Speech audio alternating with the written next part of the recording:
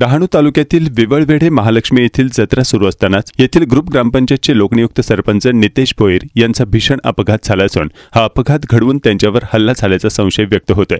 बुधवारी 23 एप्रिल रोजी पहाटे 4:15 ते 4:30 वाजण्याच्या सुमारास सरपंच जत्रेतून घरी जात असताना रस्त्यात निर्मनुष्य ठिकाणी त्यांच्यावर हल्ला झाल्याचा संशय पोलिसांनी व्यक्त केलाय।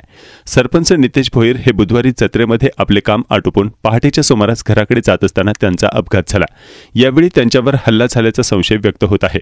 यामध्ये त्यांच्या डोक्याला आणि हाताला गंभीर दुखापत झाली आहे।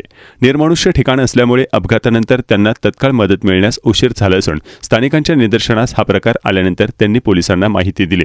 सध्या ते बेशुद्ध अवस्थेत गुजरात येथील वापी येथील रुग्णालयात उपचार घेत असल्याची माहिती पोलिसांनी दिली। सध्या विवळवेढे येथे महालक्ष्मी देवीची जत्रा सुरू आहे।